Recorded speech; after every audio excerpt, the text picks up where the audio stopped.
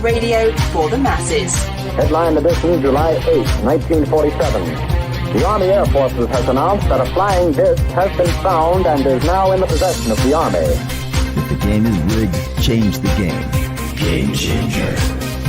I occasionally think how quickly our differences worldwide would vanish if we were facing an alien threat from outside this world. This is Fade to Black with your host, Jimmy Church, on the Game Changer Radio Network. All right. Good evening, Fade to Black. I'm your host, Jimmy Church. Today is Thursday, February 1st, 2024. Let's do this, man. That's right. You can help support the show. Get your Fade to Black t-shirts. And right now, there's two ways to get them. But if you get a the links are below. If you get a Game Changer membership, not only do you get an autographed t-shirt, but you get Fade to Black coffee, River Moon Fade to Black coffee. That's it. That's right. So click below and get yourself a Game Changer membership. The links are right there. Tonight on the show, it's Moulton Howe. Moulton Howe. I've called the show tonight Earthfiles on F2B. I can't believe I did that. But that's what it is. That's what it is. LMH is here with us tonight. And we're going to cover some of the latest stuff that she's got breaking over at Earthfiles. We're going to do that. I'm going to pick her brain. I'm going to do that too as well. And it's just another night with Linda on the show. I never know where the conversation is going to end up, and that is one of the best parts about it. But the great thing about this show is I get to do her bio. And you know, talk about her being a graduate from Stanford University, master's degree in communication, 3 regional Emmys, a national Emmy nomination, a Station Peabody award, all of that. But I also get to say she's got her YouTube Live, Earthfiles Live. Go and check that out, earthfiles.com. The links are below. It's the reason to have the internet, earthfiles.com. But for us, for our community, she has traveled to Venezuela, Peru, Brazil, England, Norway, France, Switzerland, the Netherlands, Yugoslavia, Turkey, Ethiopia, Kenya, Egypt, Australia, Japan, Canada, Mexico, the Yucatan and Puerto Rico for her research and productions. I would like to welcome back to Fade to Black, the one and only Moulton Howe. She's right there. Hi, and Happy New Year to you and to everybody at Fade to Black, Earthfiles, and around this world, praying that what's happening now politically around the world is not going to fester into some kind of more war. Yeah, I've got flowers hanging out of my pockets, Linda. Yeah. So, you know, we've been through, I was talking about, it's funny that you bring that up. I was saying the other night, I said, you know, I think that our memory is short, that yes, the world is in flux, but it's kind of always in flux, right? We can't, World War II was not that long ago, right? And Vietnam and the 60s and the Persian Gulf War, we're always in the mix with something. The Cuban Missile Crisis, right? And so, yeah, today's crazy, but it's always testing us. I think we're always there. And so I just think I've got flowers hanging out of my pockets. We're going to come out of this okay, but we're just being tested. You know, well, there's a main question that if extraterrestrial biological entities have been manipulating DNA and already evolving primates on this planet for millions of years, and that we are one of the products, why are we so self-destructive? Why, how could we hate another human being because of the color of their skin?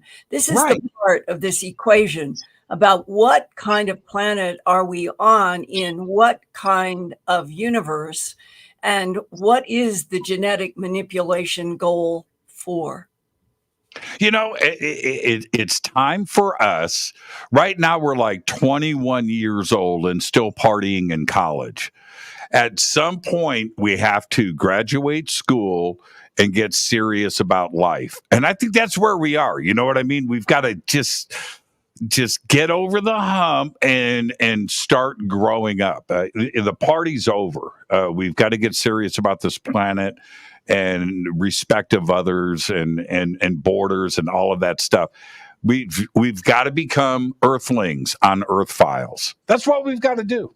Well, look at the huge, gigantic disasters that the Earth has been through that had nothing to do with Homo sapien, like the asteroid that took out the entire dinosaur population and most of the Earth life. So again, it comes back to fundamentally, what kind of universe are we in? Yeah. Okay. Great place to start. There is, I want your insight on this. There is chatter going around right now from a couple of different scientific camps that are saying there is an imminent announcement about life that has been discovered out there from the James Webb Space Telescope. 2 different planets are being discussed. One group is saying, no, it's not your planet, it's our planet. The other one is saying, no, it's this planet, it's not yours. That it's kind of a weird smoke screen, but that there is an imminent announcement. What are you hearing about this? 2 years ago, I was told by a very knowledgeable source that Procyon b had a planet that we already were aware of, and that TRAPPIST, the 7-planet TRAPPIST solar system, it's the middle planet. It's what would be A sun, B, C, D, E1 planet, because they're just labeled E or alphabet and numbers, that we already had seen from some, whether it was space flight, working with the tall whites and the Nordics, but we had already seen, quote unquote, high civilization on that planet. Now, so it's been 2 years creeping up to these cat and mouse headlines about whether or not the web or anything else has, I would say, proved by showing images, and that one of the sentences that has been being thrown around on the web, very strangely, is that the United States, at least with the web, has already seen artificial light on 2 or 3 different planets have been named. And as you just pointed out, the very fact that it is nothing coalescing around a particular headline and a particular solar system and a distance, it's like we're being played with and toyed with, and it has been going on for quite a while, getting our expectations. Okay, when are you going to tell us which planets out there have civilization on them? Yeah, it seems that if they're arguing about it, it's the oldest adage in the book, right? Where there's smoke, there's fire. But it seems like we are right there, and which is the next question that can we handle it? And are we at the point now where we've heard about it enough that it may be okay, well, so what? How's the planet going to deal with it?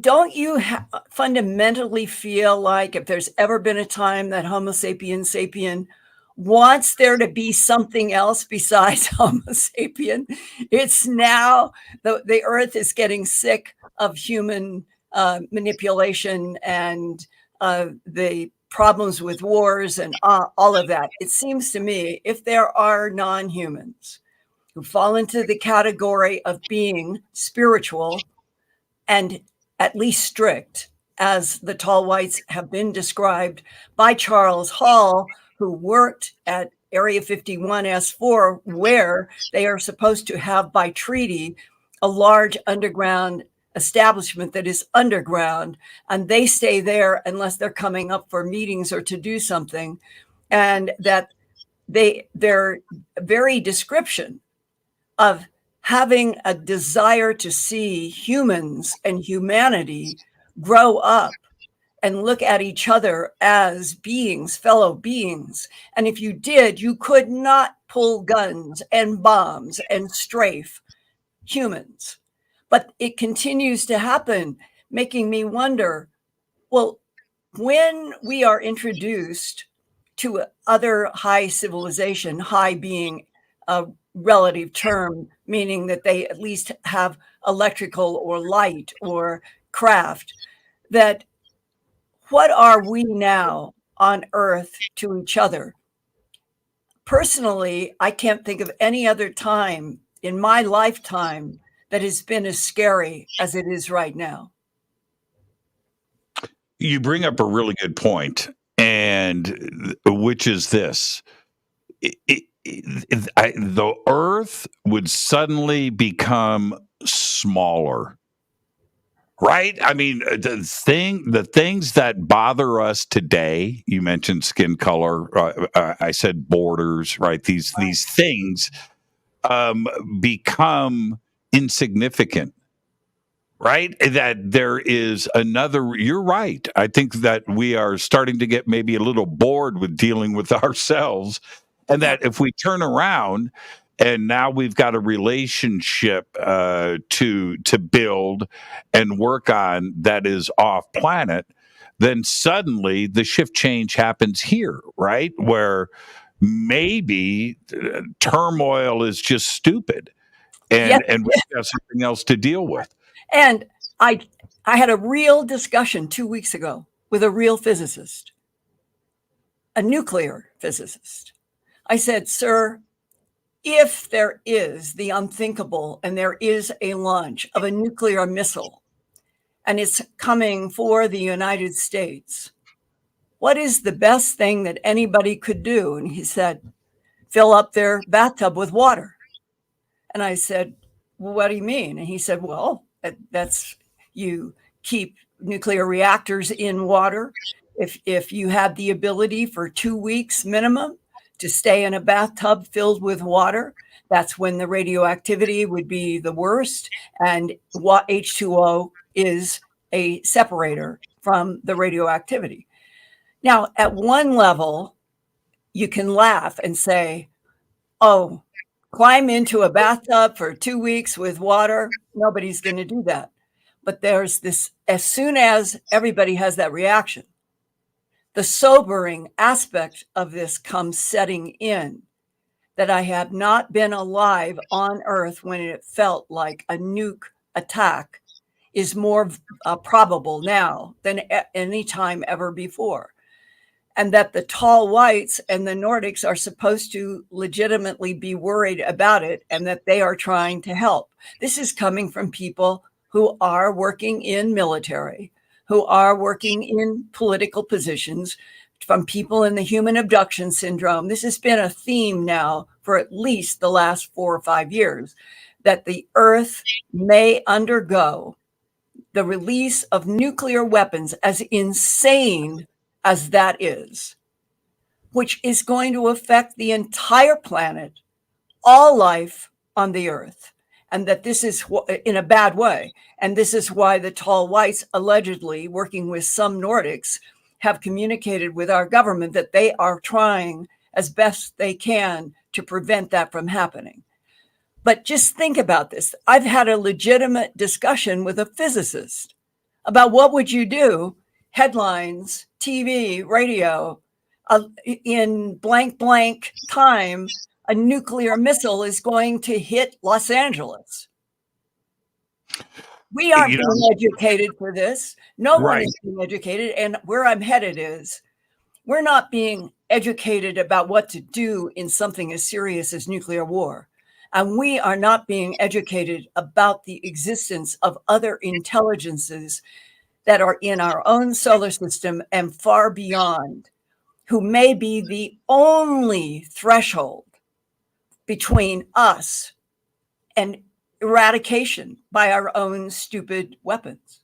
I know I sound harsh, but that to me is where we are on the Earth now, and it's becoming increasingly insane that this should even be the constant drill of will there be a nuclear attack, and we should be prepared. This is crazy.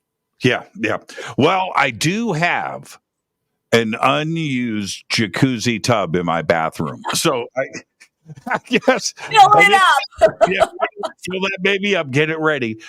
Somebody asked me the other day, I did an AMA, and there was one question in the AMA that was brilliant. I'm gonna actually throw the same question at you. I'm very curious.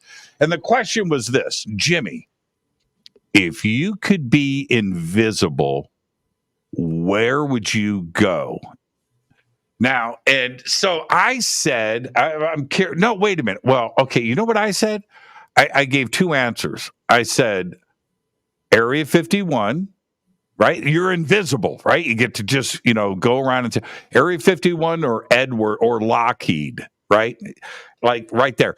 If you could be invisible and go and check something out, where would you go? It's a really interesting question. And I think that what I would really like to do is go off planet to the moon and see for myself what is really inside the moon. Because going back to, I started on A Strange Harvest in September of '79. And I think that the first conversation that I had was between 79 and 83 about the moon is a machine. I was told that all the way back then. I have been reinforced by other people who are in aerospace, who have worked in the Apollo programs, and they say that is true, and that the hollow aspect of the moon is filled with advanced technology. Who made the moon and put it there? And what is their vested interest in all of this evolutionary observation by various non-humans who have been, quote unquote, manipulating DNA and already evolving primates to create Homo sapien?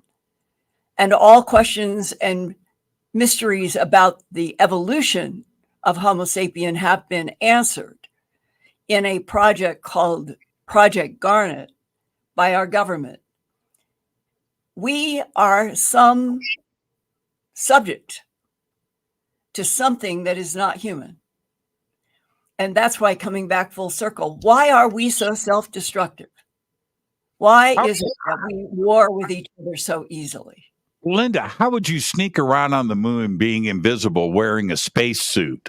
Well, I don't know what form. I guess you're right that just because I'm invisible doesn't mean that I wouldn't have a problem with breathing thin air.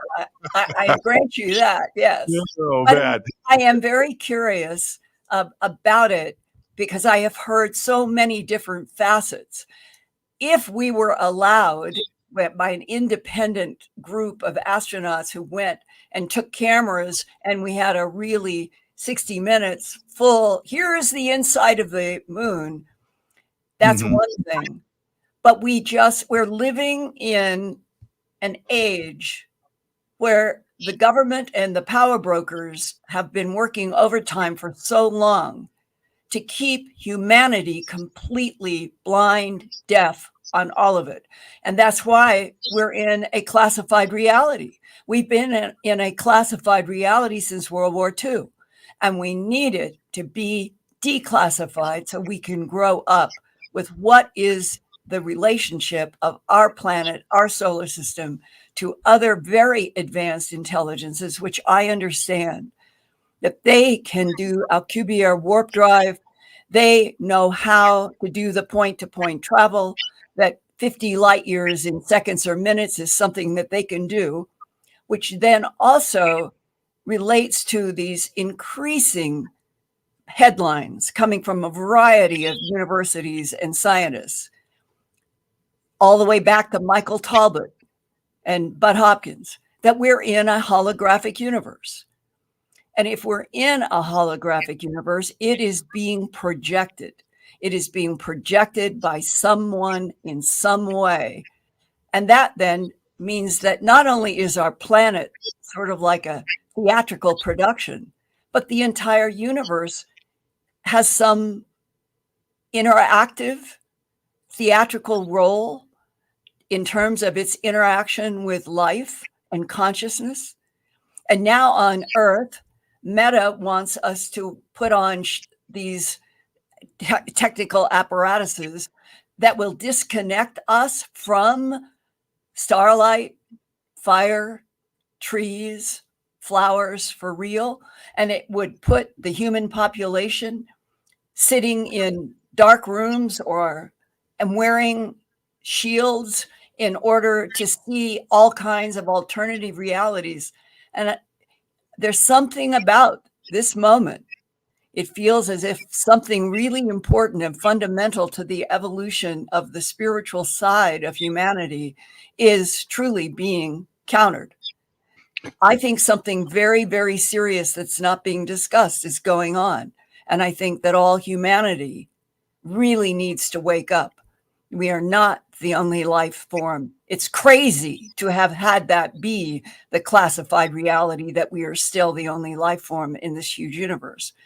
And it doesn't even address the brand new astrophysics that keeps going into universe after universe, that we might be in 7 layers of different universes or maybe more.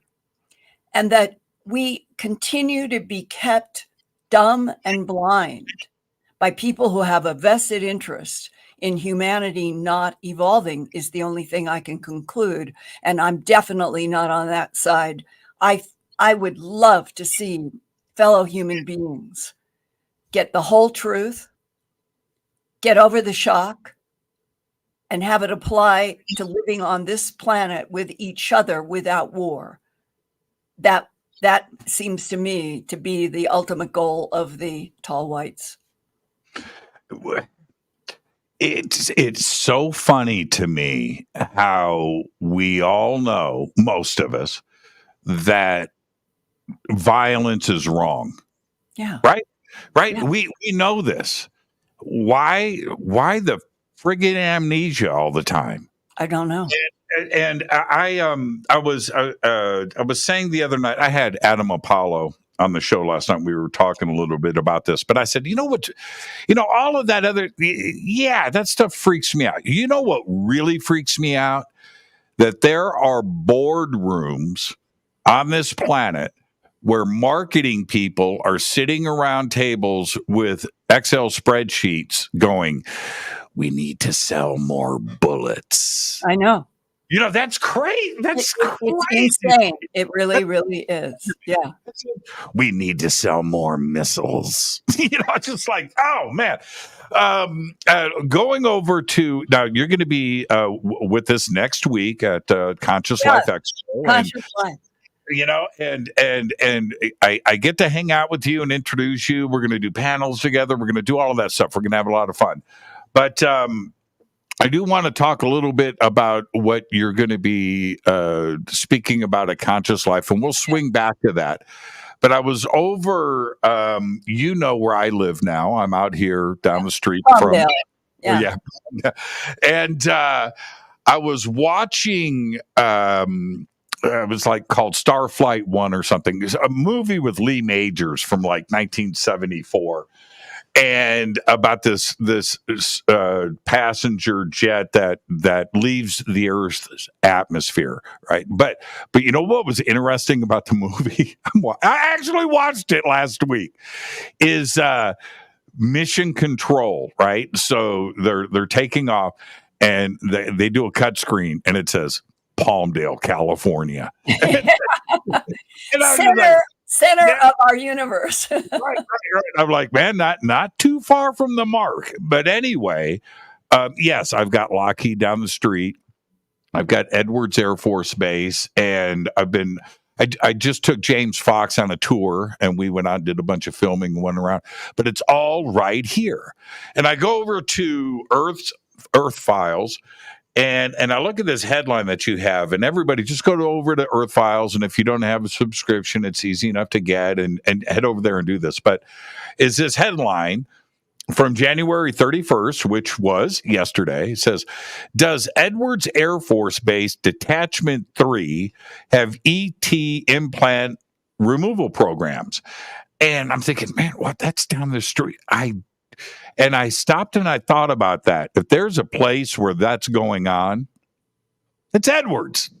It's right. This is one of the craziest technically advanced communities on the globe right here in Palmdale. But what is the meaning? What's going on in this article? It goes all the way back. I moved to Albuquerque in 2004 from Philadelphia. And I think it was November, because I know I went to Italy to speak that end of that November. So this probably was the spring of 2005. And I've always been doing Earthfiles. Wherever I was, I've been doing Earthfiles. So I still had audiences that were growing. Even when I got here, people were calling me up because I was now in Albuquerque. And one of them was a man, Thomas Coleman Shepard. And if you type in the URL at Earthfiles, the search, ThomasColemanShepard, Thomas Coleman Shepard. I have a whole series of incredible reports from a man who sought me out because he was in Albuquerque when I moved here, but he had spent most of his life in the U.S. Navy. And he is the one who had amazing discussions and experiences with people about UFOs and ETs, information and photographs in safes, files, sitting down and talking with one of their commanders about the fact that, yes, we know that there are extraterrestrials, but we can't tell anybody. There will be mass panic. And ultimately, when I did an interview that I recorded with him, he told about all of these interactions that he had and that shocked him in the beginning, that we were covering up UFOs and ETs, and he's seen the photographs and all of this.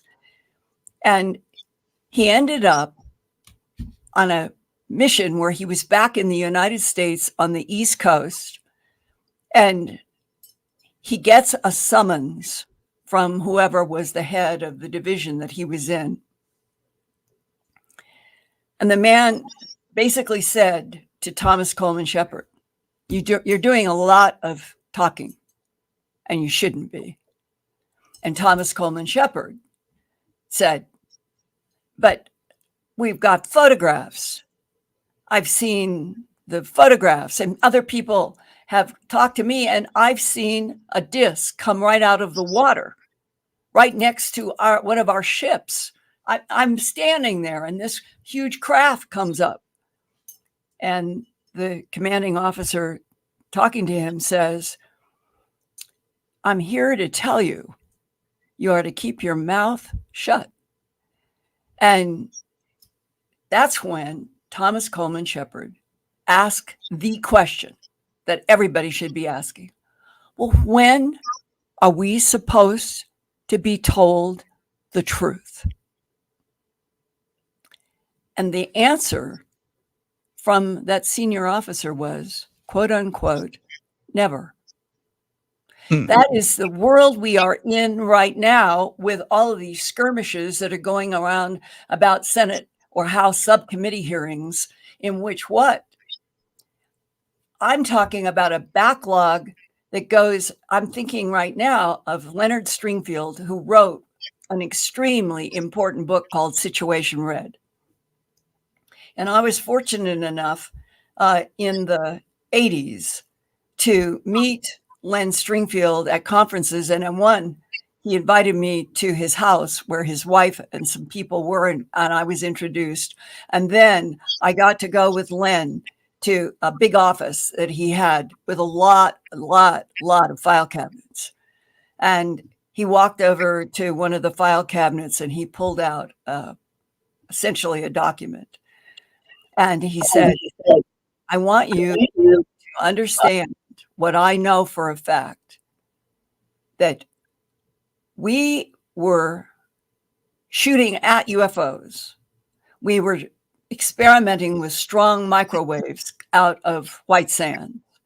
We were bringing down UFOs with those microwaves, and then they started taking us out of the sky. And we lost an enormous number of pilots, and no one in families was ever told the truth. And he said, that's why I wrote Situation Red. And in that discussion, sitting amid all of the files of a person who really, really tried to tell the truth at a time when everybody wanted him to. I wanted to share tonight because I think it's important. We're not being educated at all. And Len said one of the most important documents or events was when General Nathan Twining was contacted by Harry S. Truman to go to New Mexico shortly after the July 8th, we'll call it crash. It may have been shot down, but we'll just call it a UFO crash between Corona and Roswell. And I'm looking at the majestic documents that were assembled by Dr. Bob Wood and his son Ryan back in the 90s. This is one of the most valuable things that has ever been done. These are a collection that Dr. Wood, who had worked at McDonnell Douglas, had even been challenged. Could he come up with a program at McDonnell Douglas in which we might be able to study films, go to where there were actual vehicles, and they knew that there were, and try to back engineer. And that's where all the back engineering ideas started. And it was Bob Wood, who had worked in McDonnell Douglas, knew that the government was dealing with UFOs, and they put together as many of the documents that are really relevant to the whole evolution. And this one, it's from President Harry Truman to General Nathan Twining, who will become later the Secretary of Defense. And it was an order for him to go immediately to the Roswell, New Mexico area and report back directly to Truman. Truman wanted that general to talk with him first. And one of the reports here was Twining sent back from headquarters, Army Air Forces, air accident report on flying disc aircraft near the White Sands Proving Ground, New Mexico, dated July 16th, 1947, meaning his memo to Truman. And he says, this is to the president, as ordered by presidential directive dated 9 July 1947. That would have been the next day after the crash date. Right. A preliminary investigation of a recovered flying disc and remains of a possible second disc was conducted by the senior staff of this command. The data furnished in this report was provided by the engineering staff personnel of T2 and Aircraft Laboratory Engineering Division, and it goes into a tremendous long list of where they were now going to study from this, from the crashes. And then here is what Twining is telling the President of the United States he is seeing with his own eyes the day after the crash of these two vehicles. It is, quote, "It is the collective view of this investigative body that the aircraft, quote unquote aircraft, recovered by the Army and Air Force units near Victoria Peak and Socorro, New Mexico, are not of U.S. manufacture for the following reasons. A, the circular disc-shaped planform, PLANFORM, that's a disc, design does not resemble any design currently under development by this command nor of any Navy project. The lack of any external propulsion system, power plant, intake, exhaust, either for propeller or jet propulsion warrants this view." Because the craft of UFOs that are advanced are not dealing with any of those things that only humans were thinking in terms. Quote, the inability of the German scientists from Fort Bliss, this is paper, this was paperclip, Werner von Braun and all those German scientists that were brought over from Fort Bliss and White Sands Proving Ground to make a positive identification of a secret German V weapon out of these discs. The inability, they could not. The German scientists could not relate the crashes that they could see with their own eyes in between Roswell and Corona. They were not what Hitler was developing in Germany. And then upon, this is now Twining. This is him, his brilliant mind and his eyes and his intelligence. Quote, upon examination of the interior of the craft, a compartment exhibiting a possible atomic engine was discovered. At least this is the opinion of Dr. Oppenheimer, which was the development of the atomic bomb, and Dr. von Karman. A possibility exists that part of the craft itself comprises the propulsion system, which is not what we know today. The entire craft and the minds of the beings are joined together, and this is a telepathically engineered craft that it's controlled by the mind. A possibility exists that part of the craft itself comprises the propulsion system, thus allowing the reactor to function as a heat exchanger and permitting the storage of energy into a substance for later use. This may allow the converting of mass into energy, unlike the release of energy of our atomic bombs. The description of the power room is as follows. It was shaped like a donut, a tube in a circle, approximately 35 feet in diameter, made of what appears to be a plastic material surrounding a central core. This tube was translucent, meaning you could see into it, approximately 1 inch thin. The tube appeared to be filled with a clear substance, possibly a heavy water. A large rod centered inside the tube was wrapped in a coil of what appears to be copper material. It ran through the circumference of the tube, and this may be the reactor control mechanism or a storage battery. There were no moving parts discernible within the power room, nor in the line of whatever this glass is. He says, underneath the power plant was discovered a ball turret, approximately 10 feet in diameter. This turret was encompassed by a series of gears that has an unusual ratio not known by any of our engineers. On the underside of the turret were 4 circular cavities coated with some smooth material not identified. These cavities are symmetrical but seem to be movable, but we do not know how. The movement of the turret coincides with the dome-shaped cupula, which is this shape on top, compartment above what they're calling the power room.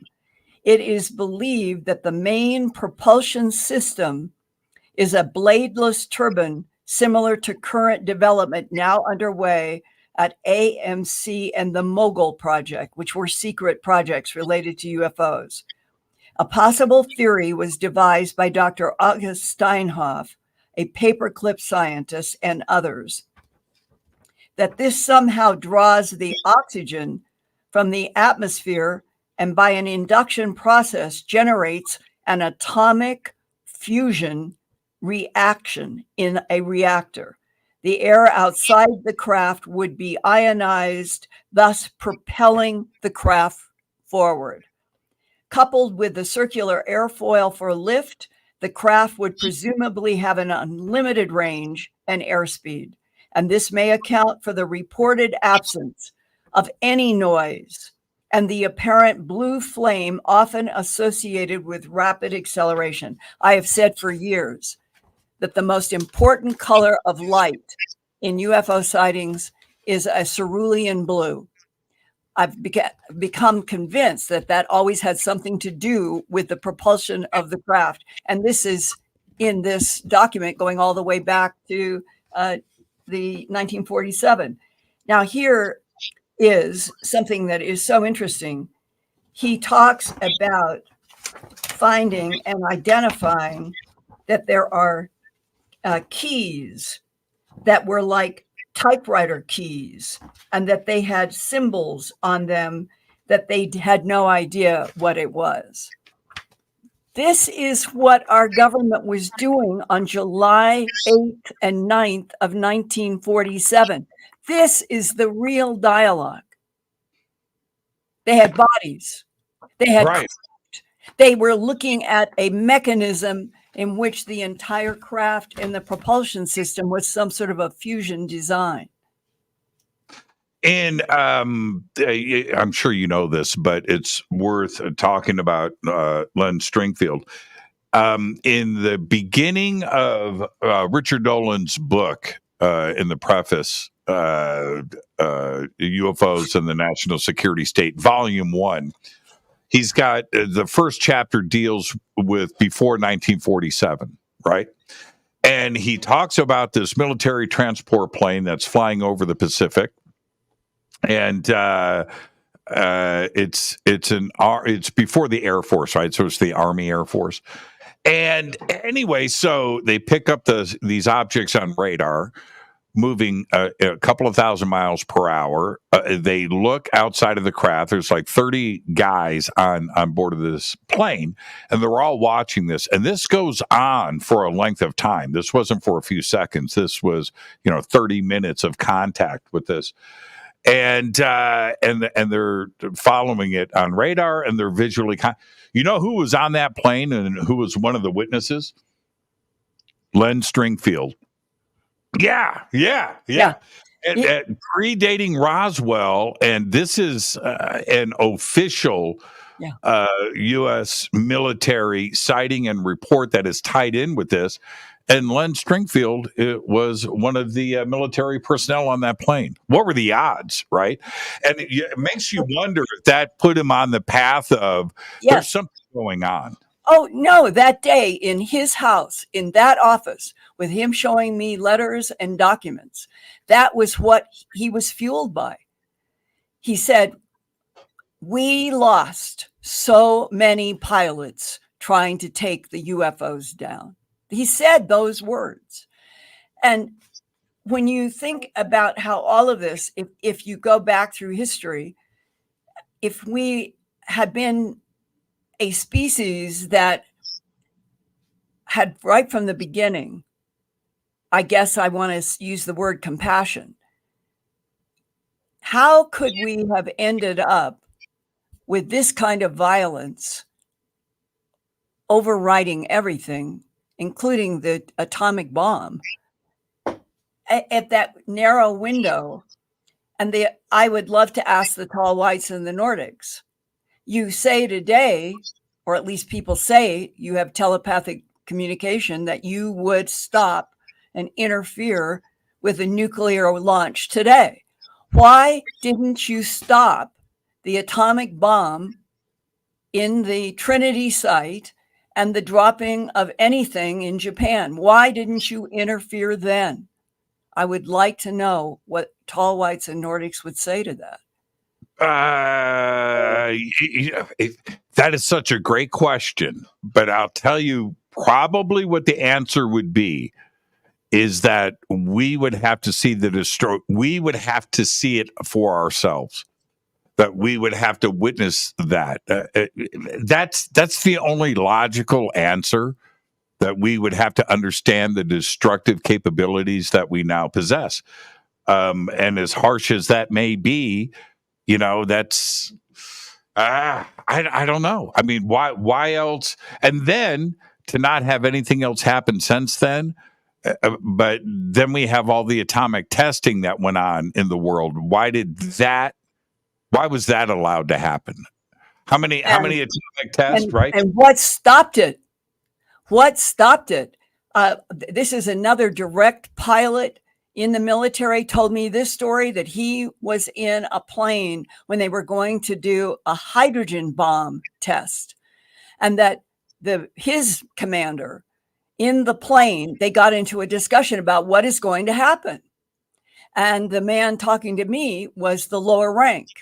And he just simply said, but what are we doing? These are tests, but what are we doing? These tests are enormous and dangerous. And the commander said, it is necessary that we learn how to handle this power, because there may be things coming where we will need it. But that is the wrong answer if the tall whites and the Nordics were working, as some people say, trying to influence the political systems, and that's how they were somehow interacting with having meetings with someone, and none of that is very clear. It gives me this constant nervousness about when you live and realize that you are in classified reality, and have been for 85 years. 85 years, going back to World War I, 1941, 1942. And that's when all the big lies started being stitched together. And today, all these many decades later, this huge, gigantic lie.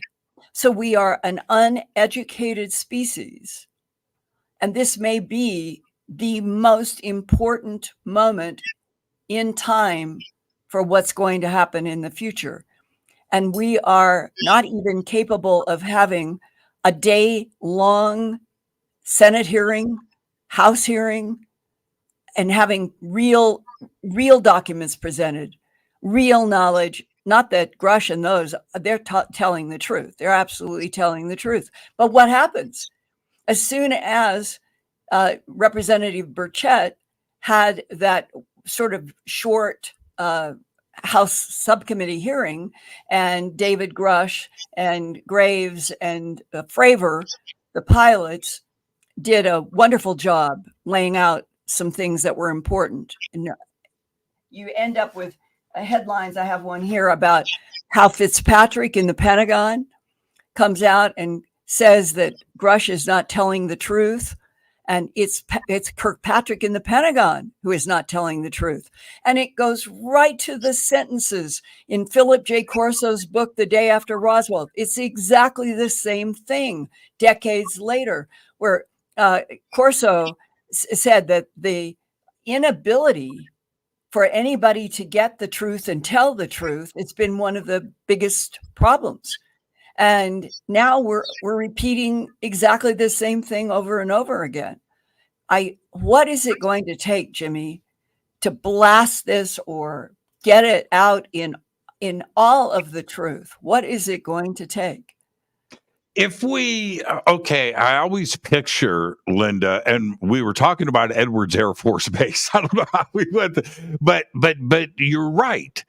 And I always picture, those scenes from The Godfather, the Senate hearings, or, Howard Hughes right in front of the Senate, getting pummeled. And if something like that went down, where we had multiple days in a row, where we got the CEO from Lockheed on the stand and he gets grilled, or the heads of these corporations, and real films, real videos of all bodies alive, dead, on the moon, whatever, we have the whole thing come out, and maybe Earth would change for the better. Yeah. I think of, what was his name? Alderman. Who was the guy with the black glasses in Watergate?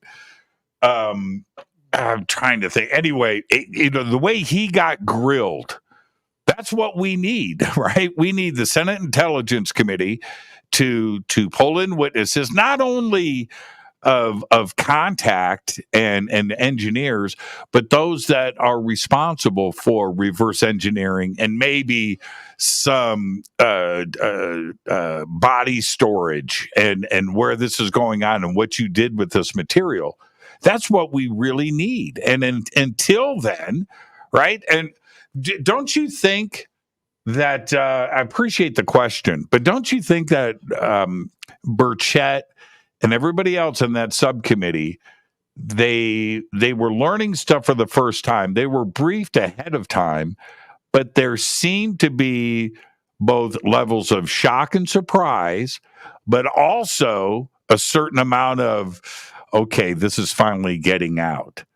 Well, nobody was really uncomfortable about these statements, and that's the part that really surprised me.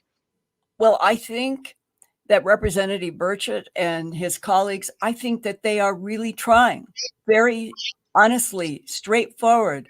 I have a sense they really are trying to open this up, and that they themselves now have been exposed to information that they think should be out in the public, and God bless them.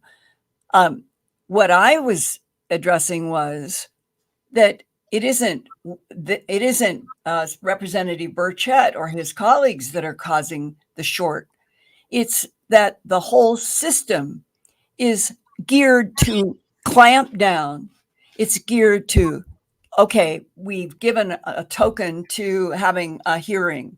And it was, I thought, one of the strongest things that have happened with the three men speaking from firsthand experience about actual truth. And you just wanted to say, tomorrow, do more, and the next day, and the next day, and have a real hearing that goes on and on and on and opens it all up. What the problem is that it was short, and we all thought there were going to be more. And what we don't know is what is going on behind the scenes between the Pentagon and JSOC. JSOC is a very important player. The Joint Special Operations Command, based in North Carolina. From everything I know, they are one of the most powerful players. And what are they concerned about? What are they honestly concerned about? If we all were told the truth at the same time, have satellites do a whole huge global event, if the tall whites, the Nordics, would say that they would participate, which is a very interesting thing about Chaim Eschet's book that came out a couple of years ago. And it's a fascinating book. He was the director of the satellite program for Israel for a very long time. He's a very intelligent man. And in his book and the experiences after, he makes the statement, the timing of when the non-humans would be introduced to Earth is not up to us. It's up to them. And that's a paraphrase of his words. And it made me stop and think that the tall whites and some of the grays and the Nordics and the teals, and the list goes on, they may have agreements to work facet, but that everything is being restricted in collaboration with the non-humans, which is Chaim Eschet's implication. But we are at 2024, and the Earth feels like it's in a very dangerous time. And finally, telling the truth could change everything, perhaps away from another war. You and I both know that there is footage from not only Edwards, but Holloman that we have of delegations. These film reels exist, and if that exists, what else do they have? Yeah, and these are facts. This is not, tinfoil hat. Let's write a science fiction novel thing. This is real, And if this was broadcast out to the world, I've just like you, I've spoken to the producer and the people that were involved with that have seen the film, and what they have described, what is in that film, and what the delegation and what ET looked like, and the clothes and everything, and how it happened.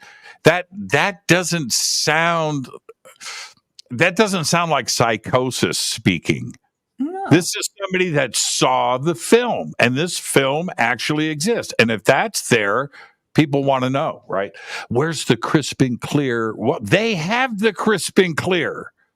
And they have the craft. They have bodies, and they are working with live non-humans. And those are true statements, what I just said and what you just said. But we're on a planet where even very intelligent people will argue and say, we're alone and stop it. And it's upside down and bass backwards. And if the physicists who are exploring our being in a holographic universe, if they are on the right track, and this is a holographic universe, as Michael Talbot wrote that book, The Holographic Universe, and he was an abductee working with Bud Hopkins. This is from Bud to me directly, that the non-humans are the ones that wanted Michael Talbot to do that book. That's what he said. That's what he told Bud. And that a lot of information in the book about us being in a holographic universe is coming from the beings that Michael Talbot, the author, was dealing with in the approximately 80s to early, he died in the early 90s or mid 90s. And if it is a holographic universe, it has to be projected. That's the definition of a hologram. Projection of photons. And who's doing the projection of a universe? Or 7 universes, as some of the illustrations from some of the scientists have been. So our very universe is so different than it has been described even 5 or 10 years ago. You know why I don't, I only subscribe to part of that, in that holograms, holographic, and projections and things that we would perceive as being real. Yes. Right. But the other part of it, I don't buy into it, because consciousness is removed and free will is removed and spirituality is removed. And I just I can't buy into that. But I will say this, my life is now complete because I got Linda Moulton Howe to say bass backwards on the air. That's my favorite. Good. I'm 2 things. This is from a series of science reports. I'm really fascinated by holograms and the holographic hypothesis. Quote, this reality is a hologram. The universe is the computer, and we are the characters in the video game of life. This is another. Our universe is postulated to be one member of a larger multiverse. And this larger multiverse might have an infinite number of other universes, each holding a different set of governing laws. If true, it is possible that we collided with a sister universe in the distant past, leaving behind bruises like those seen above in an actual, it's called a cosmic microwave background image. Yeah, CMB. And yes. They are coming up with more and more things supporting this concept.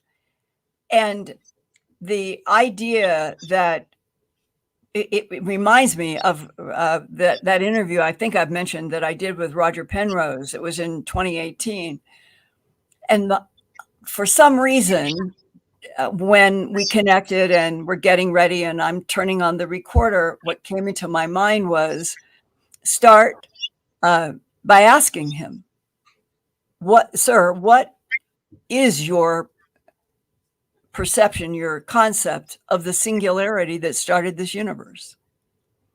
And he has this beautiful English voice and quiet on the phone. And he said, "Oh no, Linda, not a singularity.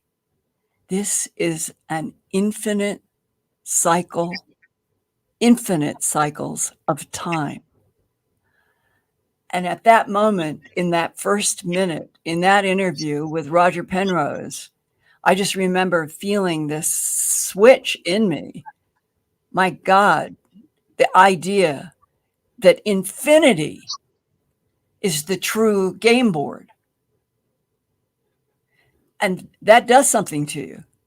It does. Because holograms then make some sense. Yeah. We need, Linda, we have to take a break. So let's do that now so we can just do a straight run for the next 55 minutes. So let's get our break in.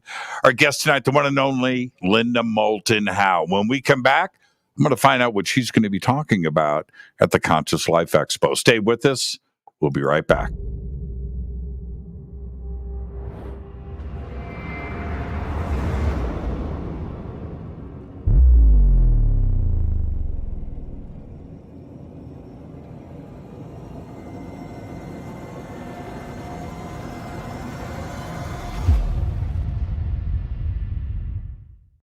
Subscribe to our YouTube channel to get your alerts and access to over 2,000 videos. Click that subscribe button right now.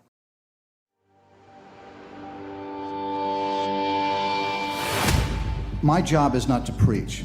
My job is to take you on this journey. In a state of passion, nothing negative can happen. That it's the moons of those planets that would have life. Sometimes I see, these energies also in your field. It is our passion and our pleasure.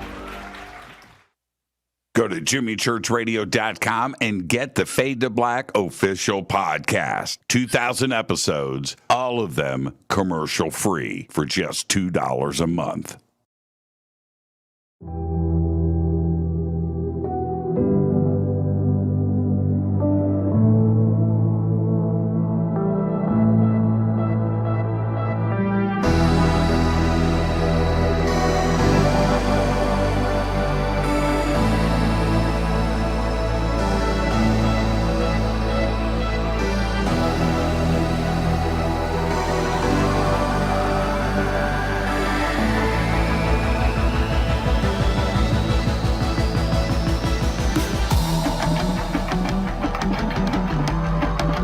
This is Jimmy Church. Please visit and explore Egypt this October 3rd through the 14th, 2024 with Billy, Elizabeth, myself, and very special guest, Matt LaCroix. It's simple to do. Just go to forbiddenknowledge.com and click on upcoming tours or click on the link below.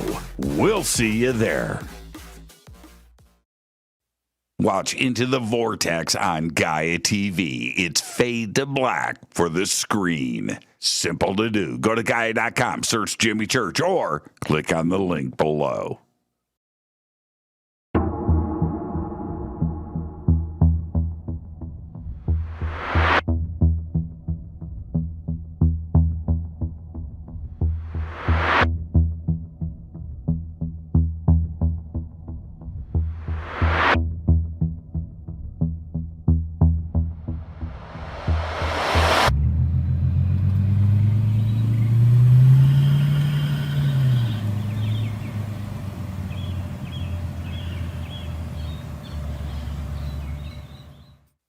Follow Fade to Black on Twitter at JChurchRadio. Get all of the show updates every single day. It's now called X, but who cares? Hi, everybody. Jimmy Church here. Very special announcement, and that is we are shipping Fade to Black t-shirts again. It's been almost 2 years. We did a full upgrade to the website, so you can head over to jimmychurchradio.com. It's all simple to do, and it's right there. Remember, we broadcast 4 nights a week, Monday through Thursday. We bring you the best, the brightest, the most knowledgeable and amazing guests, the best conversations. We do that 4 nights a week. We also do 4 days a week. We broadcast the news, and we do that live too as well. It's not a one-man show. I do it with website support. I do it with producers. I do it with writers and artists. All contribute to the show.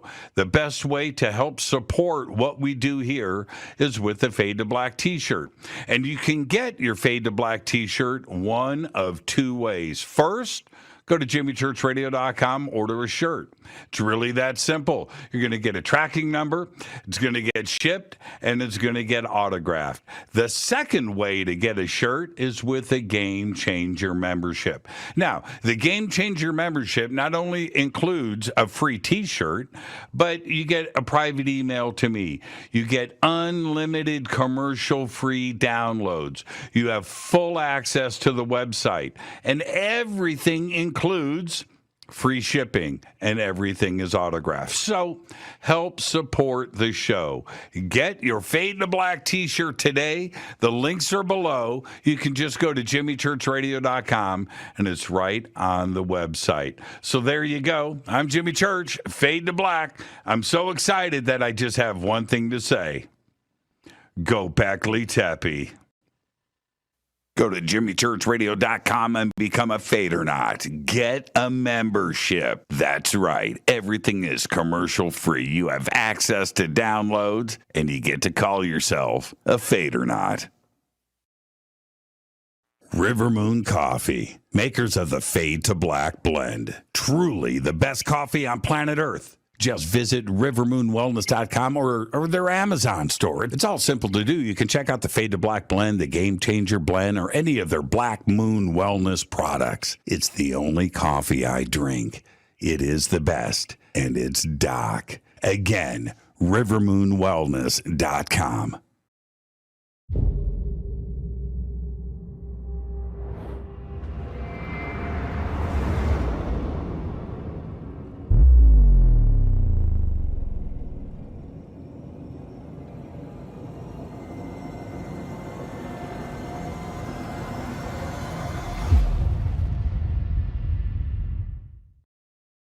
All right. Welcome back, Fade to Black. I am your host, Jimmy Church. Tonight, Linda Moulton Howe is with us.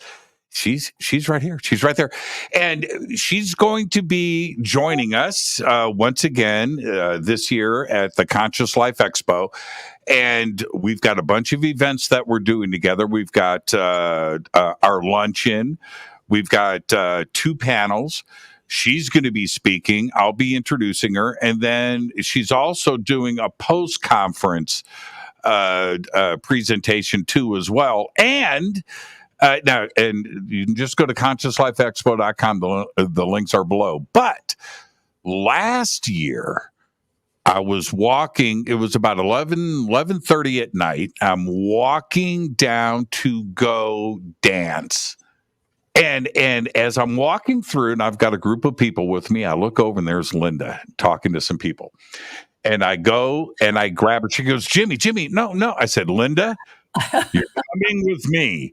And she goes, bye, everybody. And I grab Linda. We head down the escalator. She goes, Jimmy, where are you taking me? I said, we're going to go dance. What? I said, Linda, come with me. And we go. And we walk across the dance floor. Linda and I walked into the DJ booth where Linda started to DJ. And she waka, waka, waka. And instead of being there for 5 minutes, Linda and I DJ'd with the Leo King for an hour. That was the best. Are you going to do that with me again this year? Can I take you down? Can we DJ together? I can't guarantee anything, but the reason that I was there were the dancers were incredible. we had every generation has their own dances. And when I was in junior high, high school, and college, I mean, there were dances all of the time. Well, the one that you sort of, what should we say, energized to get me down there, they were it was acrobatic.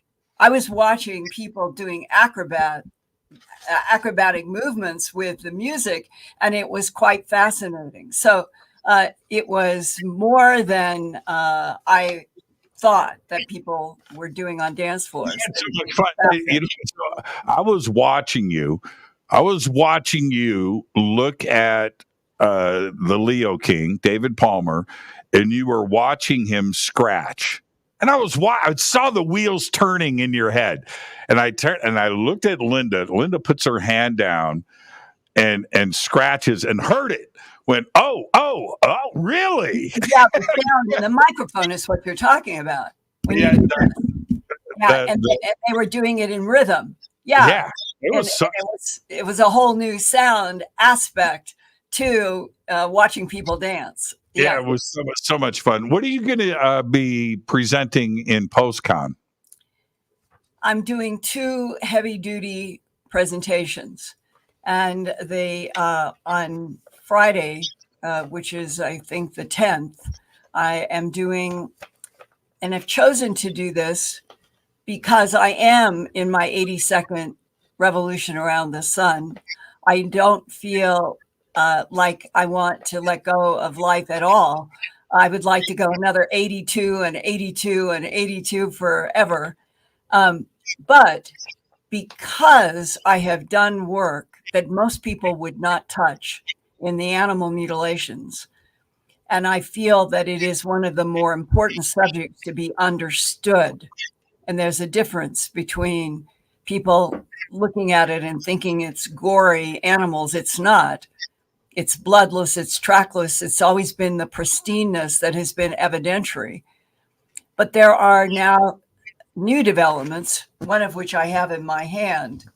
It's a headline that is about, quote, investigation into 13 dead cows found in Summit County near Park City, Utah. The date they were found was November 16th. This did not make the news until a couple of weeks ago. And I am so glad I tried to get a hold of the veterinarian that I had told had done an investigation of the 13. And he was generous with his time. We had a deep discussion. And to boil it all down, everything that they searched for, 13 pregnant cows, all found on the same day in the same pasture that's in this photo on this article. And every single test that they did, everything, and he talked to me for a half hour and said that he finds this to be a true mystery because 13 cows with near full term, and they couldn't even find anything in the fetuses, let alone the mother cows. So 13 calves inside of the stomachs of the 13 cows were all dead, all found on November 16th. He said that the lack of any indication in any direction that much 13 grown cows and then the fetuses that they're holding, it really has haunted him. And I have chosen not to give out his name. He asked me not to. And that is something that I have agreed to do with law enforcement in trying to investigate animal mutilations. A lot of time they're dealing with these kinds of conclusions and they don't want to stand in front of reporters. But I'm sharing it tonight because I feel this is so important. And in my presentation in Los Angeles, I'm not going to be going into a lot of the cases as much as I'm going to give a big picture of mutilations and abductions as part of the interface between what we will call Earth for the last, going back many decades, to July of 1947, when the first headline made Roswell flying disc crashes, and the first discussions about beings, the first discussions about ETs. And that I'm hoping that in this presentation that I'm doing on February 10th, that what people will walk away from is, oh my God, the evidence is incredible. That I'm laying out an awful lot in this presentation that I hope will survive me for a long time. And then jumping to the Monday intensive, I'm doing the, it is an intense program. And it has to do with what I have been getting from whistleblowers just the past year. And I'm doing it in a way that I think will be accessible to an audience so that they will feel a little bit like I do when I get information in the ways that I do, that I will be showing some things on screen. So in addition to that, you and I and others, there's panels and lunches, and I always love Conscious Life Expo. I always have, because it's like going to a vertical hotel and you're doing a lot of work, but it's sort of like a party also, going up and down and in and out of restaurants and having discussions, which is what makes, I think, conferences really fun. But COVID really dented that from 2019 on. And so hopefully we're all going to have a lot of fun. The other part about this, speaking of conferences, when we have things like David Grush and the media and the other stuff that is happening, Arrow, out in the public like this, that the awareness is not only elevated, but now we've got new people attending these conferences, looking for answers. And I don't think that this is anything new, right? Everybody has always wondered about this stuff, but now it's okay to go out and mingle. And you can go to a conference like this and listen to things that in the past were, maybe a little bit taboo, right? That you felt like this is a zone you couldn't go into, but now you can go and meet and talk and discover. And don't you find that the public has been wanting this for a very long time? I think so. I think that people are a lot smarter than the press sometimes paints them as saying, it scares me, I don't want to know anything about UFOs and ETs. That's like an old cartoon, and it never has been true. And yes, I think if the Pentagon would stop attacking what the congressional people are trying to do, and that there would be a feeling that we're finally going to be in kind of inertial energy going forward with one goal, to tell the whole truth in all of the stages and facets, and do it through congressional hearings in the United States. Personally, I think that's what's appropriate, because we are supposed to be a government of, by, and for the people. And it would help reinforce that if the truth kept coming out of congressional hearings. But we have been in such an awkward stage politically, where it's not political dialogue anymore. It's war, and it's crazy, and it doesn't even feel like the United States that I grew up in. The testimony from Grush, as cool as it was, and I was on the edge of my seat like everybody else was. But here's the problem that I actually have with it. It seems that when he says, I've got the list of names, I've got locations, I've got addresses, I'll give it to you in a skiff, I have everything here. Well, it seems like you've just tipped your hat. You've shown your cards. And anybody like Lockheed, right down the street, literally down the street from my home, if they had anything there, they now have an opportunity to move it. Because if Burchett, right, or anybody else wanted to go and knock on the hangar doors, well, they'll open them and they're empty. Is that part of the danger of having whistleblowers and disclosing these things publicly, that they now know that somebody's going to come and maybe look to see what they have? I'm sure that kind of dynamic has played out in many places. I'm sure. But it comes back to, it's a grown-up question. Is the United States of America, at least, if no other country, is the United States of America going to declassify reality? It comes down to that. We're in this bizarre twilight zone of all of these policies of denial that have created a classified reality. That's what it is.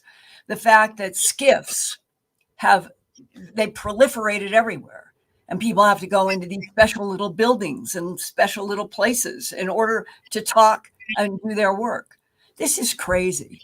And if we could just break through maybe the holographic universe, maybe artificial lights on other planets that will finally be shown because of the web. And that will be what starts moving it toward, like, it's far away and there's nothing to be afraid of. And we know that they're friendly, but we definitely now have proof that there are other civilizations. I have been told 2.5 years ago by a person working in one of the craft that they now know that there are 168 civilizations in just this one little band that our solar system is in. And there are supposed to be at least 3 trillion galaxies in this universe by one estimate.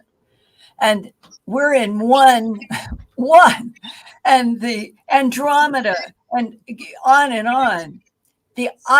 Where the hell did the idea come to anybody on Earth that we would be the only life form in this universe? That has never made any sense.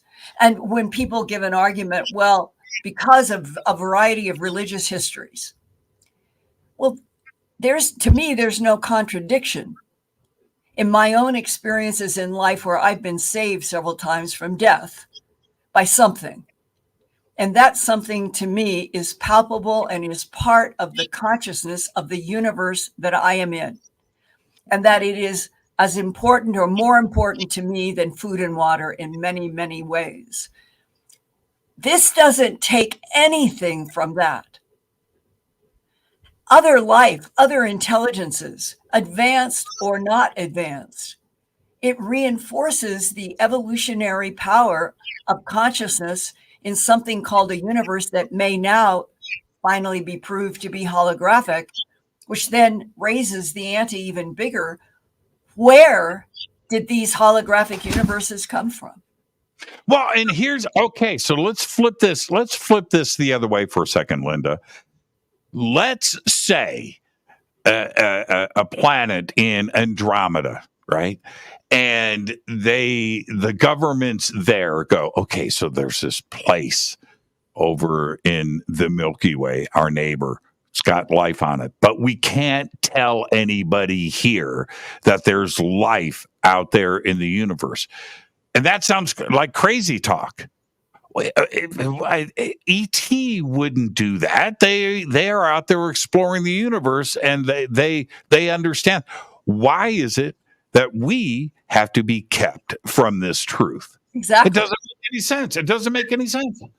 Well, and there's a very interesting, I think, and very complex and convoluted about the so-called Anunnaki and other intelligences that came to this planet at various stages, and that they may have been advanced from another civilization, and they have left their marks on the Mesopotamian region. And out of that came sort of rules. This is how you look at the universe. It wasn't from humans. It was from these other civilizations that are probably extraterrestrial. And so where does it begin and end? What is the beginning of the creation of holographic universes by whatever miraculous energy? And then all of it begins to have inertial energy going forward. And we, according to that document that I've quoted before, that I read at Kirtland Air Force Base on April 9th, 1983, and that's when I had signed the contract with Home Box Office to produce our film for HBO that would be entitled UFOs, the ET Factor. I'd been in New York. I had signed the contract. And then a meeting is set up for me at Kirtland to go and get the names of people up in Ellsworth Air Force Base who had watched a craft land, had watched the side of it open up, not like doors we have, just it's open. This was supposed to be a blonde carrying something in its hand. It was not clear, as I understand it. And the security guard, the human security guard, upon the open of the door and the being floating out or coming out, raised a gun and aimed at the ET. And a green laser type of light immediately came out, and the entire gun in the security guard's hand was evaporated, but there was not one piece of burned flesh anywhere. Metal evaporated and the hand untouched. Our government wanted that technology as well. So these are the kinds of stories that I was hoping to include in the HBO special. And the fact that it led to my being exposed to information in documents about our being created as DNA manipulation by extraterrestrials, that's what the documents were about. I don't find that scary, and I don't find that actually unusual. It seems to me that we're in a huge universe, and the idea that there would be sophisticated life forms that would go out into other solar systems and manipulate DNA to create life forms, that just to me seems inevitable. What is challenging in all this, why have we ended up in the 21st century with 8 billion Homo sapien, all inside of somebody's projected thought form, that we're alone in this huge, gigantic universe? Who would do that? That's incomprehensible. It seems to me that right from the beginning of the evolution of humanity, the relationship with other life forms, it may have been happening, it may have been clear, and then we get to Mesopotamia and everything turns into gods, big, humans, small, and a history that brings us up to this point where we don't have much truth at all.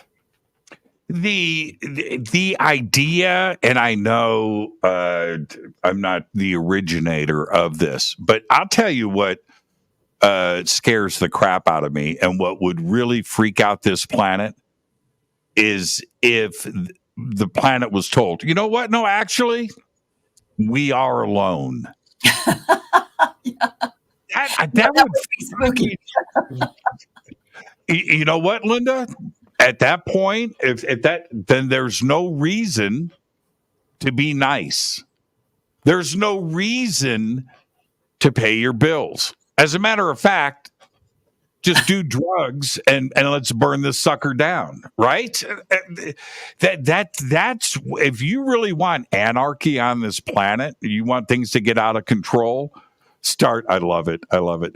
I want to pick up chocolate so people will know what I've been petting. And I'm doing it now though, because I want to say this is a life form. This is an intelligent life form. This being loves me. I love this being. It's not a human. I'm not a feline, but we love each other. And he loves to watch what I do. And he likes to anticipate where I'm going to go. So he's very intelligent. And his brother is equally intelligent. And my whole life, I've lived with dogs, cats, various animals. And I have always found that if you pay attention to life forms, you grok what they are. You grok what they do. You grok if they are friendly or not friendly. And that there is a relationship between consciousness in biological life that I would like to experience with face to face with a tall white, with a Nordic, with a gray, with a blue. Apparently, the reptilians may or may not be friendly. And that is one of the questions that a lot of people have. I don't know the answer. But the whole point is life. That's not just a simple 4-letter word. Life is worth having. Life is the evolution of the soul in containers. Life is probably what, if there is a grand experimenter, holograms, projecting universes, experimenting with different life.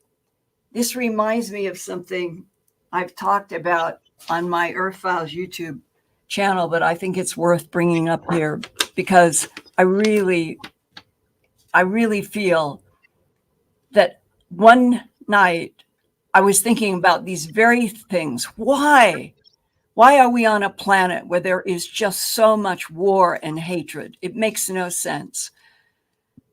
And recently, in all the holographic universe material that I have been reading, this was something that one night, it was a year or two ago, I think. And I just had this flash into my mind's eye of the yin and yang symbol. And with that flash of the yin and yang symbol into my mind came the whole point of this particular universe is the conflict between the white and the black, between love and hate, between darkness and light. And that the whole end game is to have life and consciousness go through that universe and come out in some infinity, never choosing dark, always choosing light. And this is what I wrote that night out of this. Why isn't agape love the natural state of human to human on this planet?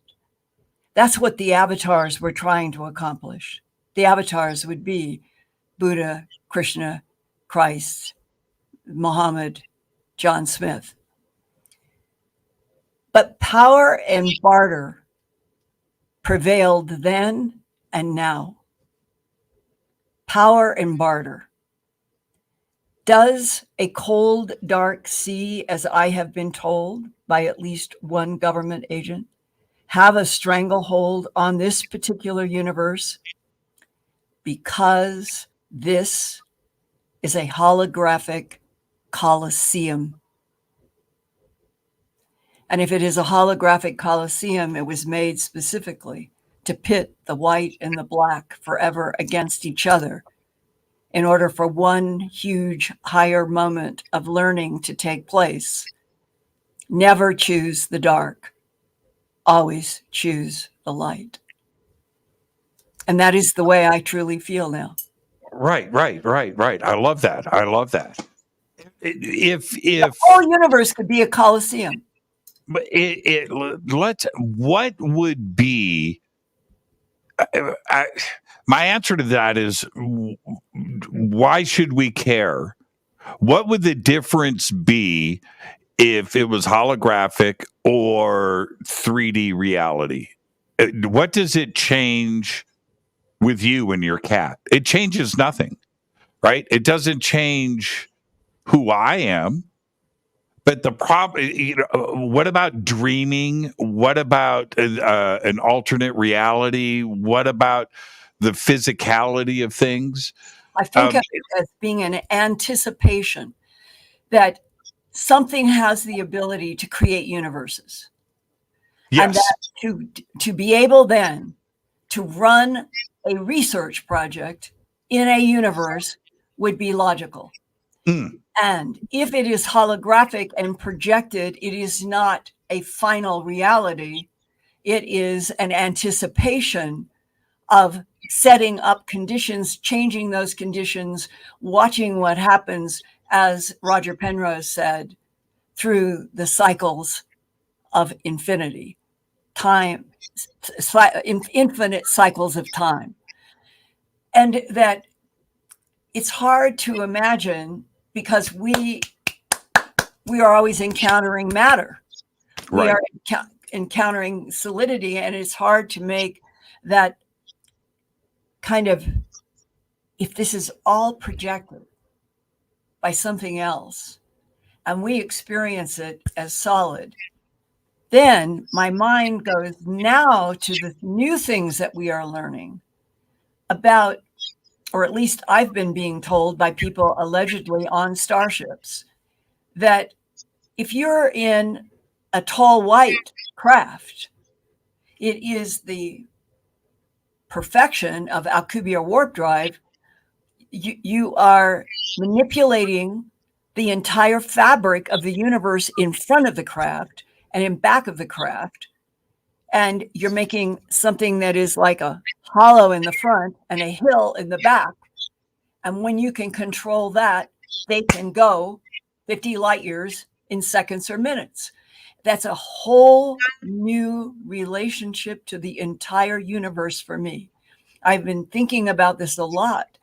And that the very fact that the non-humans that we are dealing with seem to be able to do that means what is throughout this particular universe, how many experiments are ongoing. And we are such babies because we've been kept completely out of the loops outside of all of the avatars. It doesn't matter whether you agree or disagree. All of the avatars have been involved in trying to affect the consciousness of how humans would think about the universe. And now we are with the James Webb, we are seeing to almost to the beginning of this universe. More and more is coming about it being holographic.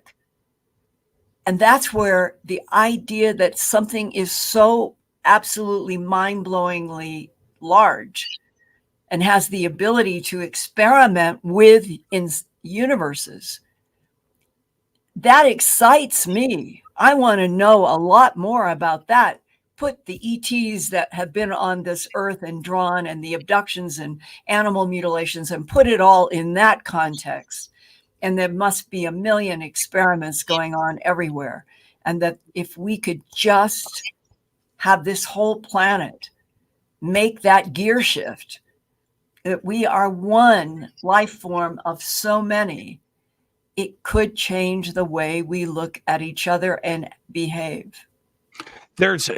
And as smart as we think we are, right, where the 13.8 billion and Einstein's equations and running them backwards, and that's where we've got the start of everything in the Big Bang and the CMB that you referred to, the background microwave measurements and stuff in the age of the universe. But now the conversation is shifted, where maybe the Big Bang didn't happen. Back to what Penrose said, a circle of infinite. Yeah. If that's the case, and the ability to manipulate space and time and overcome faster than light travel, then that is how it's going on. And it makes me wonder, Linda, you have on everybody can go and look at this for yourself. If you go over to earthfiles.com, right there is General Wesley Clark arguing about faster than light. Now, wait a minute. Wasn't that the basis of everything? Einstein said, no, we can't. Time slows down. And if we get to that point, mass becomes infinite and time stands still. Well, now that may not be the case. And everything, the foundations of what science has been based on, seems that it's getting tipped over right now. Isn't that part of what ET has already figured out? Nothing is changing with E equals MC squared or any of those laws. Those are the laws that are inside of this universe, even if it's projected and created. The laws are the laws in this universe. If you go into another universe, they might be completely different. This is what is beginning to come out, is that universe to universe, you could have this universe be a university for training souls about never go to the dark, always go to the light. And the universe over might have something to do with don't go the artificial intelligence route, because in the end, all biology will be replaced. That could be another universe. And you could come through all kinds of fundamental teachings that if you are that infinitely powerful that you can make universes for teaching, it could explain the differences and why there would be so many universes in the first place. Why? Why would there be more than one? And once you ask that question, a whole bunch more questions start falling out, at least for me. And I remember one night when I was talking about writing this paper and having this image, it was just, why would there be more than one universe? What is infinity? Infinity's damn big, by the way. It's everything that there can be. I know. And I think what we're talking about is the infinity that is actually there and measurable, a series of infinite number of universes, or is infinity 7? And in those 7 universes, something remarkable is going on between them. They are not isolated. And that to me is exciting. The idea that you could leave this universe and go into another universe and another and another and another. And whatever were the changes between those 7 universes, I would like to be able to go on forever exploring and reporting. I really would. Man, that sounds like so much fun. Check this out. These ideas of consciousness, entanglement, and the other night you wrote your paper, right? The other night I'm lying in the dark and my mind is just running, and this thought popped in my head. Now, you heard this first here. If somebody else starts talking about this, it's not I'm telling you right now, this came to mind. So we have 2 things right now that science is dealing with: dark energy and dark matter. It's the makeup of everything, right? It's 99% of everything that, we hear these numbers thrown around, but we can't touch it, can't see it, but we know that it's there. And it's just the thought. That's consciousness. That's the consciousness that science doesn't want to discuss. That's the thing that is driving everything, the connectivity of everything, the entanglement of everything, what's pushing and pulling and connected. It's dark matter and dark energy. That is consciousness. And that I just had this whole, and I sat and thought about this for hours. I couldn't get back to sleep. Right. And we are just- like in a jelly mold, and we are in there, and the jelly mold is the consciousness that we look at as the baby humans that we are, and we see emptiness, but it is full. And I would like to share one of the more dramatic instances in my life that was so astounding. And I was coming out of Denver, where I was working at the CBS station as director of special projects. And I had a trip to go up to meet and do a preliminary interview with somebody about a mutilation, and it was up in Aspen. So I was driving from the station, and there's a place where you start getting onto freeways that start doing this as you come up the Rocky Mountains to get to Aspen. And I can see a rock wall. I can see that the road is doing and coming in front of the rock wall, but I couldn't see anything beyond the rock wall. So there's road in front of you and it turns, but where it goes, the rock wall is blocking where I was in terms of the altitude. I couldn't see. I am thinking about the interview. I'm not concerned. I have no worry. I am just aware.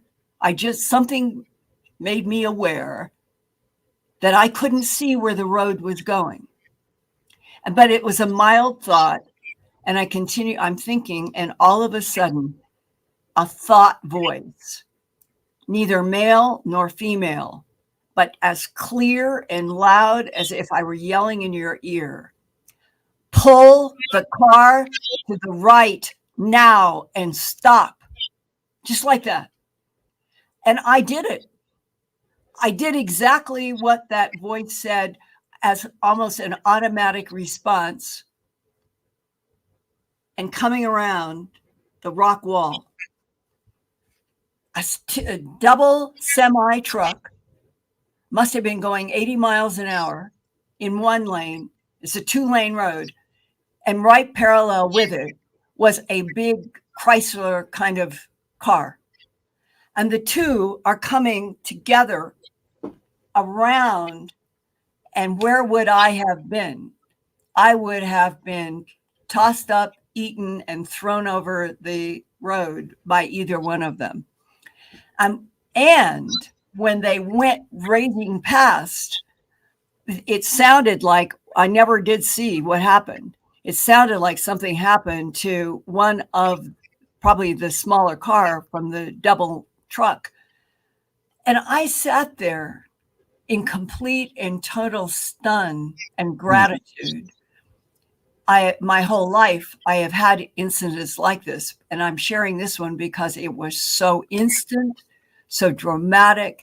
And then is it my soul that picks up out of the conscious universe danger?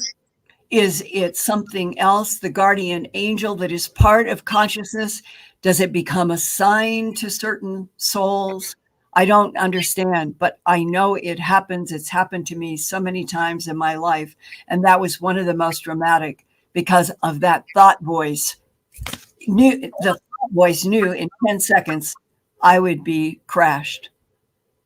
I'll make this really brief. I had something similar, and I'm driving and I'm coming right next to my house and I'm going through a green light. Okay. I'm doing like 35 miles an hour, green light, everything's cool. And to my right is a man and a woman standing, waiting to go into the crosswalk. And it's a green light. And the lady puts her foot into the street. And I see that. I see the green light, but I see her do that. So I hit the brakes and slow down in case she was going to keep on walking. At that instant, Linda, in front of me, this white, big pickup truck ran the red light. Now, Yeah. if anything changes in that scenario, I'm dead. I go through the green light and I get T-boned by a pickup truck, at speed. But now what? And I had to stop and like put it all together. And I remember, so the pickup truck goes, I go through the green light and I say to myself, that lady just saved my life. Right? What if I didn't see her? What if I didn't look at her foot? What if, right? All of these things are playing out in my head. And I said to myself, that was divine. Yeah. I don't have the answers here. I don't. But that was meant to happen. Yeah, and you're describing something that I feel like I'm much, much, much, much, much more experiencing all the time, or becoming conscious. That's what I'm trying to say. Of all of the little things that I noticed, that if this hadn't happened, this would never have happened. And it's becoming a daily thing, as if my consciousness is becoming aware of a choice, a motion, a move, any pattern. And the pattern is going to go either a good direction or a not so good direction. And I've never lived like that, being aware of how things are either positive, neutral, or negative by small pieces that I'm becoming aware of evolving into something happening. And it's as if something is trying to make me be more sensitive to how complex every action and reaction and result actually is. And I am feeling more grateful every single day because of whatever. It's like being put through some new gymnasium thing, making me aware. And then I feel so grateful for all of the small things that keep adding up to something good and positive. That's what I would hope for the whole planet. Do you think that somebody like a Roger Penrose, who, by the way, I adore, very smart guy. Yeah. Do you think that those educated physicists eventually, through their maturity as they get older, do realize that consciousness is something else, and it's not chemically, it's not a composition of chemicals, that it is something else, and that there is something more to everything besides black and white, and being so pragmatic and reductionist? In addition to Roger Penrose, read David Bohm.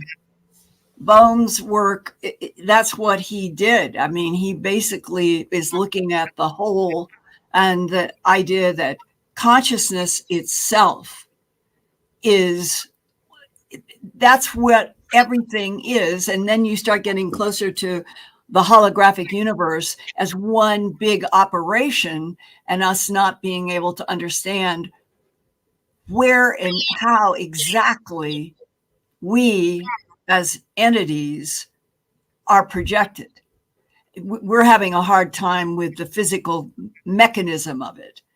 Whereas Bohm and Penrose would say the important part is that consciousness, the emptiness that is not empty, the consciousness in which everything is played, is interacting with our consciousness, its consciousness. Everything is interacting. And that's sort of what it feels like somehow I'm being trained now. It's really odd and very, very rewarding to become aware of all of the little pieces that are making up a result. And to some degree, that this universe that we are in, when I did all the interviews with Tim for Gaia, the guy in Germany who said that he had been with Greys and had been educated by Greys and all of that, the one part of our discussion I've never forgotten was talking about other dimensions. And you hear a lot about other dimensions as well as the holographic universe. And dimension, the fastest definition would be frequency. A frequency. that you could have 7 dimensions or 12 dimensions, and that frequency itself is going to determine the ingredients in each of those universes, just like this feeling of patterns of action are creating a bigger whole. That's what it is. Little things are creating bigger wholes. And most of the time, we're not aware of that. And if we have a 10 dimension, 11 dimension, 12 dimension, is it our singular universe has those dimensions built in somehow that you can literally go into one frequency and come out into another frequency and jump into other frequencies? I don't know enough beyond the sense that our relationship to each other as humans would be so much better if we were relating to ourselves the way it seems to me that you begin to feel a connection to something that is bigger. That thing that saved me in that car, it becomes palpable. That's what I mean. There's something palpable that does communicate, that does interact. And it can go positive or negative depending upon what we do with that frequency. It's really that simple. It's not complicated, is it? It can be complicated depending on what we do. Right. You know, I used to tell my daughters when they were very young, you have 2 choices, the right thing or the wrong thing. Always do the right thing. It's harder. Doing the wrong thing is easy. We can all screw that up. Doing the right thing is hard, but you know the difference. And if that question comes up, then you know, do the right thing. It's really that, you know, it comes down to being that simple, Linda. And thank you for pointing that out to everybody. Well, the thing about it is that there are cultural differences, and cultural differences, something that's right or wrong might be different. But that to me is the relationship with the soul. I really feel we have souls. I think they are plasmas. I think they are recycling information, and that there's something that has always been there that has protected and guided and teaches through this becoming aware that this choice and this choice ends up here. And you either like it or you don't like it. But where you have the will and where each human can exercise a choice is on those first pieces. Everybody's got a first piece where they're heading either on a positive or a negative. And what do you think, Jimmy, you would feel like if tomorrow suddenly all the TV sets around the entire planet Earth, all of them, all at the same second, meaning everybody's in different light, dark, it's the Earth at one. An announcement. We are from 82G Eridani. It's a solar system that's 40 light years from your planet. We mean you no harm. We have watched you evolve. You are at a crisis point, and we want to help you. We truly want to help you.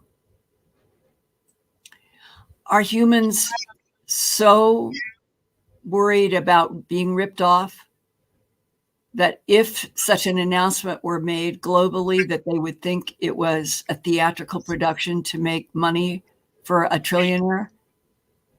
And I ask that both with respect and with a slight smile, because it seems to me that that is what's happening to the Earth. Trillionaires are taking over everything to increase their trillionaire-ness. But in the end, they'll lose the planet. That's what I would predict. So are we at that razor blade edge where if we could be introduced to actual intelligence that doesn't want to destroy us, take anything, they just want to see us evolve in a positive way? Could 8 billion humans respond? I don't know the answer. I have not a clue. I'm going to say yes. The overwhelming majority would, I think, are expecting this and having to make that decision. I think we're at that point. Now we need the catalyst, right? Now we need that germ in the Petri jet. You know what I mean? Right. That piece that's now going to put us on a different path. Yeah. Right. And that's why you are Linda Moulton Howe. I can't wait to see you next week. I know. I'm really looking forward to seeing everybody too. We're going to have so much fun, everybody. It's earthfiles.com. The links are below.